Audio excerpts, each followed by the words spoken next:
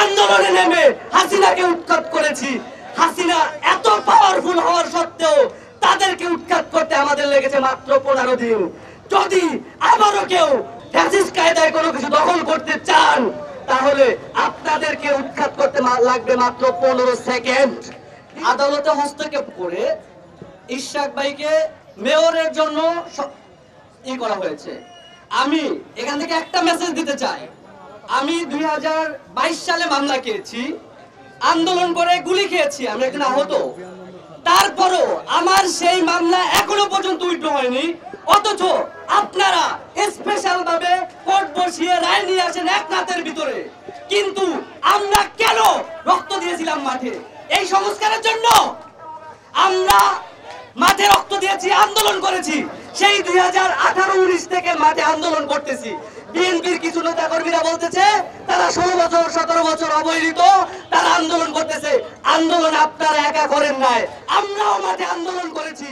খবর নিয়ে দেখেন, খবর নিয়ে দেখেন, সেই 2018-19 থেকে আমরাও আন্দোলন করতেছি, মাঠে মামলা খেয়েছি, জেল খেটেছি, ক্যারিয়ার নষ্ট হয়েছে, একটার পর একটা গভর্নমেন্টের ভাইবা দিয়েছি, কিন্তু আমাদের চাকরি হয় নাই, আমাদের ক্যারিয়ার নষ্ট হয়েছে।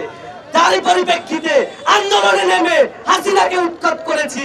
হাসিনা এত পাওয়ারফুল হওয়ার সত্ত্বেও তাদেরকে উৎখাত করতে আমাদের লেগেছে মাত্র 15 দিন।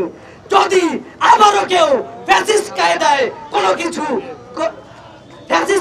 কোনো কিছু দখল করতে চান তাহলে আপনাদেরকে উৎখাত করতে লাগবে মাত্র 15 সেকেন্ড।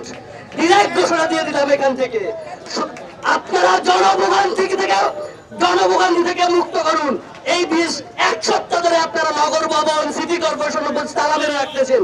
কোন আইনের অধিকারে, কোন মানের অধিকারে আপনারা রাখতেছেন? যদি জনভোগান্তি আপনারা দূর না করেন, আমরা ছাত্র জনতারা আবারও মাঠে আন্দোলন ডেকে আপনাদেরকে বাংলাদেশ থেকে বিতাড়িত করব। বাংলাদেশ থেকে হাসিনাকে বিতাড়িত করেছি, পালিয়ে গেছে ভারতে। আপনারা সিদ্ধান্ত নেবেন। যদি জনগণের পালস বোঝার চেষ্টা না করেন, জনবিমুখে পড়ে যান, আপনারা কোথায় পালাবেন সেই চিন্তা করেন। বিগত দিন ধরে আপনারা এই যে নগর ভবনে তালা মেরে রেখেছেন, জনভোগান্তি সৃষ্টি করতেছেন, এইখান থেকে দূরে সরেন। এবং তাপসের মেয়াদ শেষ হয়ে গেছে এই মে মাসের 15 তারিখে, তারপর আপনারা সেখানে কিভাবে দাবি করেন যে আপনারা সেখানে মেয়র পদে দখল থাকবেন?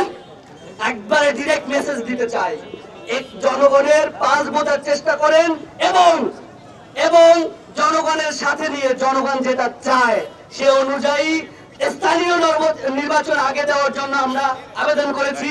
এবং শুধুমাত্র এনসিপির পক্ষ থেকে না, এটা আমাদের সকল ছাত্র জনতা, সকল আহত এবং শহীদ পরিবারের পক্ষ থেকে। সুতরাং আপনারা একাত্মতা প্রকাশ করুন এবং সকল রাজনৈতিক দলদেরকে আমরা আহ্বান জানাচ্ছি, আপনারাও আমাদের সাথে এই নির্বাচন কমিশন সংস্কারের দাবিতে আপনারাও মাঠে নামুন, আমাদের সাথে থাকুন। ইনকিলাব জিন্দাবাদ।